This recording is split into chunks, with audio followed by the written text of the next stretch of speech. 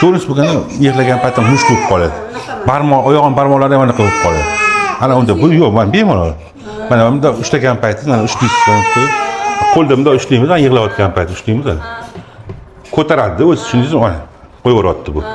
Ushlab turaveradi. Bundoq tikka turasiz, siz bilan bundoq qilib qo'lingizni tortib. Ana unda tonus bo'ladi. Bunda unaqa emas. Просто diskomfort bo'lyapti, xolos. Bu ham ba'zi o'ng tomonga ko'proq qarar ekan bu. Bu o'ng tomondan ko'proq bo'ladi, chap tomondan ko'proq qarang. Hali pachoq bo'lmagan, yaxshi turibdi-da, lekin bu bola qarasa ko'ring, oddiy yotgan qolib, faqat shu o'ng tomonga qarab qolyapsiz-da. Bu yana bir oy shunaqa yuragan bo'lsangiz, o'sha ensasi o'ng tomonda qiyshayib qoladi, pachoqlanib qoladi. U yoqdan o'qib qiling. Mana boshini karavatingiz turibdi, mana masalan, boshi qibla bu tomonda, to'g'rimi? Ha? Turibdi. Mana bir kun bu yoqdan o'qib qilasiz, boshini bu yoq tomonga qo'yasiz, ikkinchi tomonga bunaqasi qo'yasiz. Endi hadeb mana karavatini u yoqqa bu yoqqa cho'za olmaymiz-da endi. Dom sharoitlarda masalan bo'ladigan bo'lsa, xona o'zi kichkina, endi tiqolmaysiz. Faqat qo'ying, bolaga mumkin hali.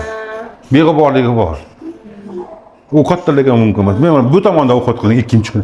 Ertasi kun unaqasidan shunday kontrol bir xil ketadi-da. Siz faqat o'ng tomondan kiyversiz, boyaga aytganimizda, umr bola ham o'sha, chunki bola kerak narsa o'ng tomondan kiyadi, shu tomondan kutadi. Kutadi bola. Onasini ham kutadi, ovqatini ham kutadi, ana o'shani hisobiga o'sha tomonga qarab qolaveradi-da.